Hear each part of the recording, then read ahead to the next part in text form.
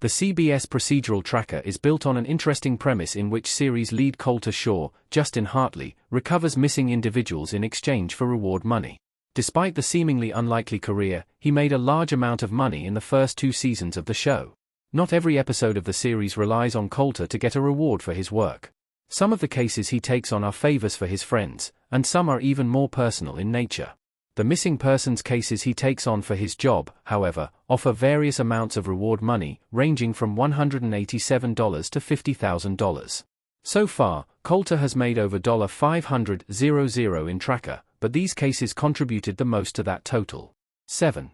$25,000 for the recovery of a group of missing campers. Season 2, Episode 6, Trust Fall. In Trust Fall, Colter is recruited to help track down a group of missing campers in the woods. Although this is one of his highest rewards offered in the series so far, it's also one that requires a larger amount of work on his part. For one thing, Colter is moving through tougher terrain than searching in a city. For another, he is looking for 3 missing people instead of 1. For a third, he uncovers a murder plot stemming from someone else's death. Despite being one of Colter Shaw's highest paid cases, it ultimately is one of his least lucrative because of the work and the danger involved for him. As a bonus, however, Colter does find a new ally in this episode. He and retired Detective Keaton team up, and Keaton returns to help Colter on his white whale case in Tracker Season 2. With Keaton's help, Colter finally discovers what happened to Gina Piquette, and that makes this case have more than just monetary value. 6. $30,000 for the recovery of Lana Russo. Season 1, Episode 9, Aurora. Colter holds Lana Russo's missing person poster in Tracker Season 1. Colter does not take on this tracker case because of the reward money being offered, despite it being one of the highest offers from a civilian in the series. Instead, Colter takes on the effort to recover Lana Russo because he feels a kinship with her father. Her father is convinced that Lana is alive after seeing a newspaper photo from a local fair. The trouble is, Lana has been missing for 3 years, which means most of the clues Colter would typically use to track someone are no longer viable. The case certainly presents a challenge for Colter, leading him to an abandoned hospital, a local ghost story, and a pair of siblings seeking revenge. Despite the cold case nature of the mystery here, it's one of Colter's less twisty cases since it happened so early in the show. He is also aided in his efforts by local law enforcement instead of hindered by them, making this one of the easier high-earning cases for Tracker. This episode sees Colter tracking a young woman who has been missing for 3 years, so it should be one of his hardest, but so early in the series, it's less twisty than later cases. 5. $35,000 for the recovery of Jackson Chong. Season 1, Episode 2, Missile. The second episode of Tracker provides one of Colter Shaw's highest-paying jobs so far. He sets out to track down Jackson Chong in exchange for a $35,000 reward from Jackson's family, who are worried about him. While Jackson maintains he is happy where he is at a spiritual retreat, Colter uncovers that those running the center are actually maintaining a cult-like atmosphere to keep their members in line. The leader also attempts to throw Colter off his game by unveiling research into the Shaw family. This particular investigation also includes one of the best tracker scenes to explain who Colter is. Over the course of his investigation, he breaks into the office of the spiritual center in order to better understand how the cult works. Colter is willing to cross into gray areas to save the people he is sent to recover, and in this case, that also means uncovering evidence of someone else's murder. He definitely earned his $35,000 here, $50,000 for the recovery of Quinn Ridgely.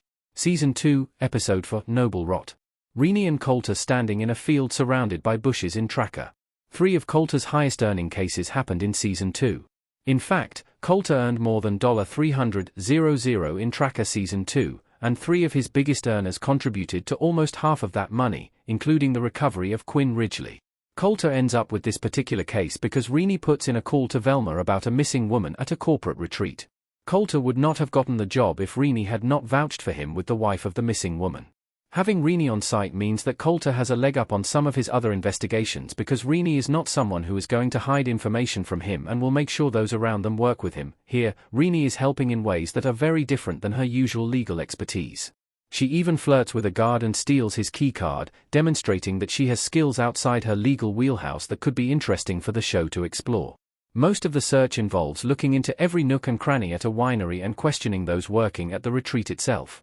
The case is not one of Colter's most difficult, but it is one of the most interesting as Colter has to follow clues that point toward corporate espionage, spousal difficulties, and the cover-up of multiple deaths on construction sites. 3. $50,000 for the recovery of Matt Hale. Season 2, Episode 11, Shades of Grey. Colter and his client having a tense conversation in her bakery in the tracker episode Shades of Grey image via CBS.